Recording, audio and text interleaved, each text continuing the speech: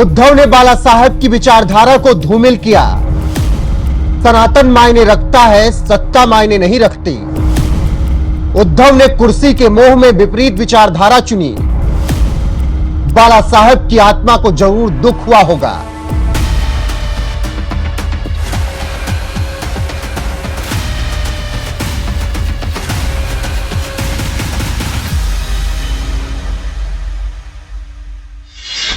नमस्कार, मैं हूं आपके साथ रोहित और आप देख रहे हैं एनएमएफ न्यूज।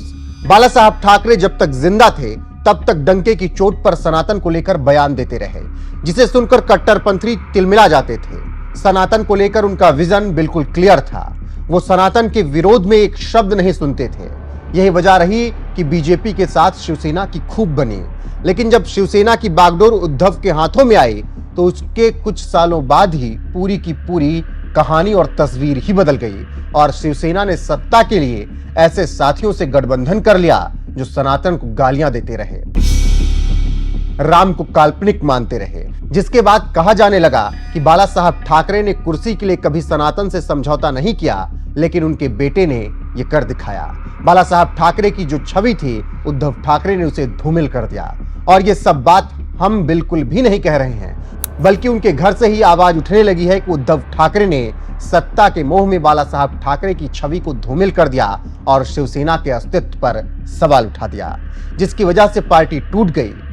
जी हां, आपको बता दें कि उद्धव ठाकरे के बड़े भाई जयदेव ठाकरे की पूर्व पत्नी स्मिता ठाकरे ने एक इंटरव्यू के दौरान उद्धव ठाकरे पर जमकर भड़ास निकाली और कहा कि बाला साहब ठाकरे सनातन संस्कृति को लेकर हमेशा से सजग रहे, लेकिन उद्धव ठाकरे ने कुर्सी के मोह में उससे समझौता कर लिया।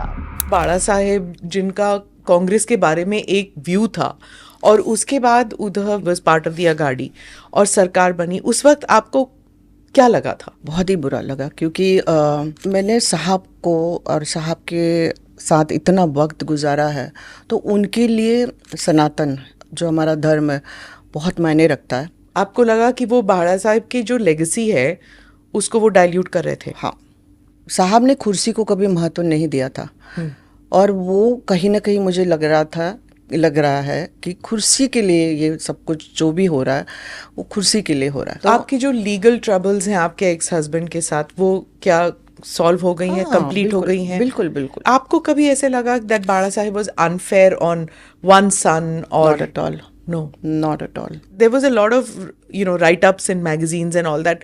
Smita Thackeray is one of the most powerful people in the film industry. वो अगर फोन करके किसी प्रोड्यूसर को कह दे कि इनको आप रोल दे दो, तो मजाल है कि प्रोड्यूसर रोल ना दे। हाँ, मैं डंडा लेके जाती थी उनके पीछे।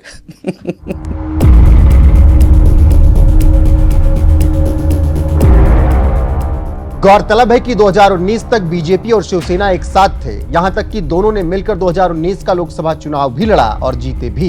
लेकिन जब विधानसभा चुनाव आया तो शिवसेना ने बगावत शुरू कर दी। हालांकि किसी तरह बात बनी और विधानसभा चुनाव दोनों ने साथ लड़ लिया।